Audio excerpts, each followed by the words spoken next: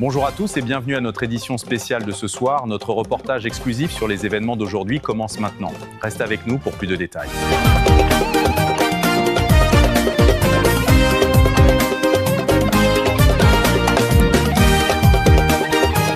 Et si l'un des régimes les plus puissants, les plus redoutés du Moyen-Orient s'effondrait en seulement quelques jours?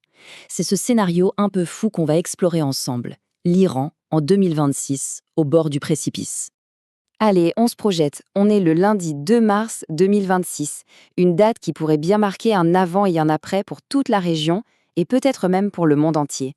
Fini, la guerre de l'ombre qui dirait depuis 45 ans, depuis la révolution de 1979.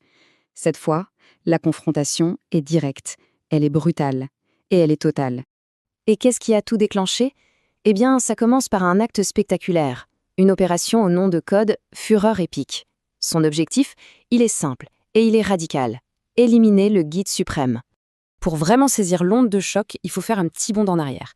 Tout ça ne sort pas de nulle part. On a le coup d'État de 1953, la révolution islamique de 79, l'arrivée au pouvoir de Khamenei en 89, bref, des décennies de tensions qui finissent par exploser en 2026. Le jour où tout bascule, c'est le 28 février 2026. Une opération militaire menée conjointement par les États-Unis et Israël frappe le cœur même du régime, à Téhéran. Une frappe d'une précision qu'on dit chirurgicale. Et puis il y a ce chiffre, un chiffre qui donne le vertige, 48. Imaginez un peu, en une seule nuit, 48 des plus hauts dirigeants du régime sont tués, y compris le numéro 1, le guide suprême Ali Khamenei. En clair, l'État vient d'être décapité. Forcément, une attaque pareille, ça laisse un vide immense. Le pays n'a plus de tête, et il sombre immédiatement dans le chaos. C'est le début de l'effondrement. Il faut dire que le pays était déjà une poudrière sur le plan économique. Le premier symptôme, c'est l'inflation. 60%. C'est juste énorme. Concrètement, ça veut dire que des produits de base, comme le pain par exemple, deviennent un produit de luxe. Et l'autre indicateur de ce naufrage, c'est la monnaie. Tenez-vous bien, il faut 1 million de rials iraniens pour obtenir un seul petit dollar américain. La monnaie nationale ne vaut littéralement plus rien. Dans ce vide, la structure du pouvoir s'écroule comme un château de cartes. On tente bien de mettre en place un conseil de direction provisoire, mais il est tout de suite dépassé. Pendant que le président Pezeshkian se bat avec les plus radicaux du régime, la rue, elle, s'embrase dans les 31 provinces du pays.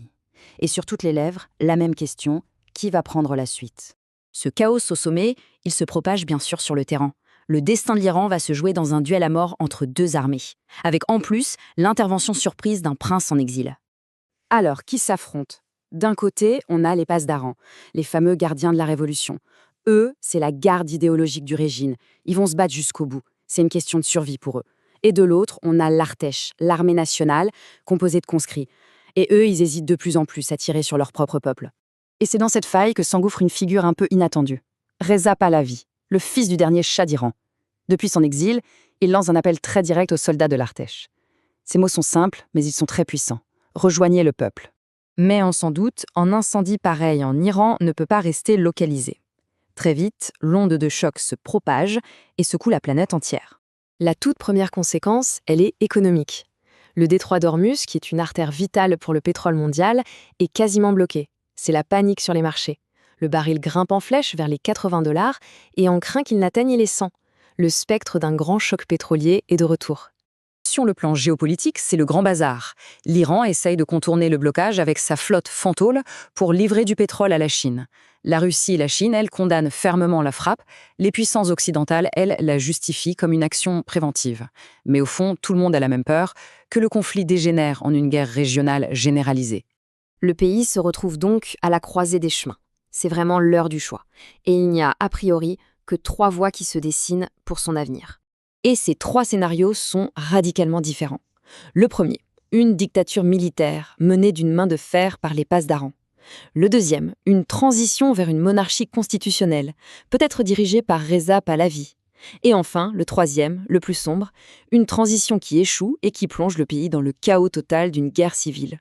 Les prochaines heures, les prochains jours vont donc être absolument décisifs.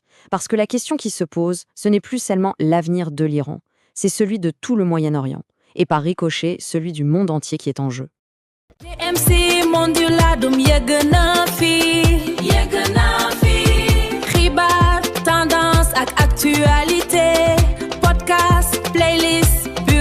mbégte. GMC Monduladum moo gën. ñëwal seet fii. GMC Monduladum moo gën. waaw GMC Monduladum